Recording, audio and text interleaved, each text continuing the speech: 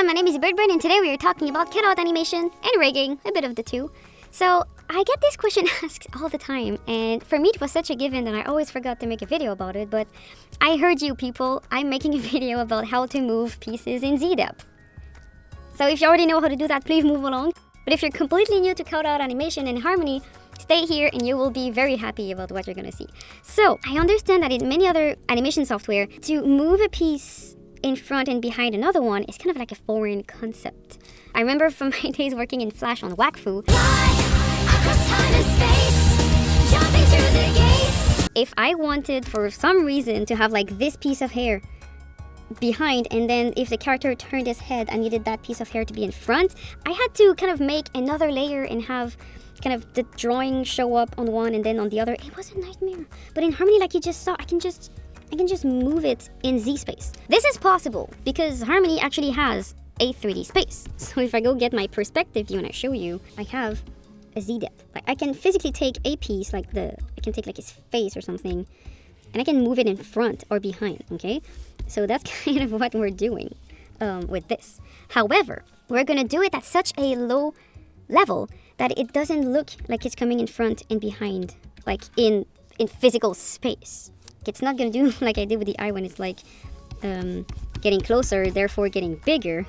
And if it went back, they would get smaller, okay? So today we're gonna learn how to do that. So if I wanna put something in front or behind something else in Harmony, it is very easy.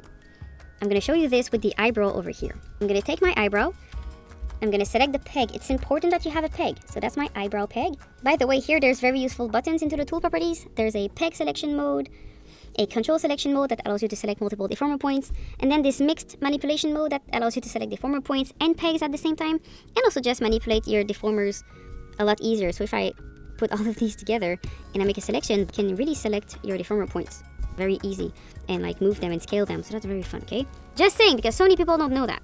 Now you do. Very nice. All this to say, make sure you have the peg selection mode active, because then you're sure that you actually select your peg and not your drawing, because you need to move the peg, not the drawing.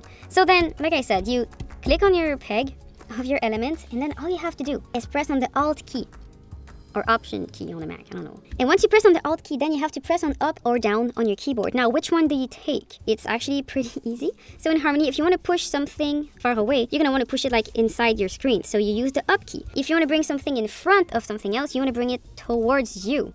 So you're going to use the down key. Okay, so imagine that like this is the direction of your pieces, okay? So if I want to take my eyebrow and bring it in front of my hair, I'm going to select my peg, press Alt, and use the lower key to bring it towards me. If you want to push it behind, you're going to use Alt, and then the up key is going to push it away from you.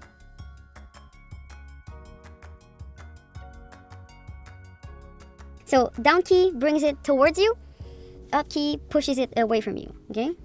While I'm here, if you're moving a peg, you can also press on the R key, like the letter R, and it will reset your peg to its original position. This is also why, when you do a rig, you don't want to put keyframes on everything, especially not in your front pose. Because here in my front pose, if I press R on any of these pieces, they will stay in place because this is their resting position. I mean most pieces, because I've been lazy on some of them. Oh, and if you look at the coordinate toolbar, so you see here I have my coordinate toolbar, X, Y, and Z. Z is the Z space, like in front or behind. Now it's at 0. If I bring it in front, now it's in front, and it says 0.001. This is why you don't see a difference, because it is so small of an increment. If instead I was using 1 forward, you would see that it's going to start to get bigger and bigger. If I use 25 forward, I mean, now it's going to be somewhere. I don't know where. I don't even see it anymore. It's probably too near my camera, so I don't see it. Okay, so that's why when you do this, you have to be very, very careful and keep it in very, very small increment so that it doesn't look like it's getting bigger or smaller.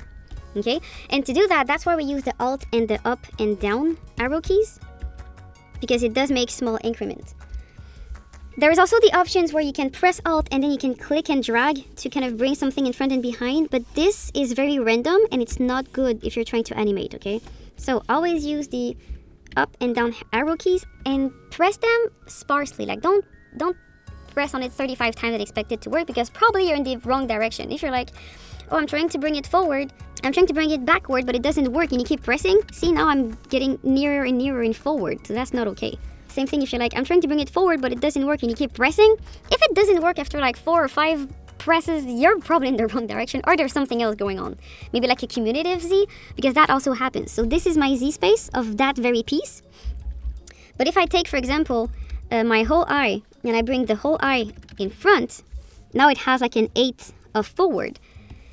So if I take my eyebrow now and I want to bring it backward, even if I press backward once, it's not going to be enough, because remember, the whole eye was in front of 8 forward. So it's going to take me at least 8 to bring it backward, and then etc. Okay, so that's why when you start to play in Z depth, it's fun, but you have to do it responsibly, okay? Be mindful of like your cumulative Z. We have here a tool that kind of helps you with your cumulative Z, but it's not that perfect. It's not always accurate, especially when you have a complex rig. So just be mindful of what you do and be careful about your Z depth. All right, I hope you had fun, and I'll see you again next week. Bye bye.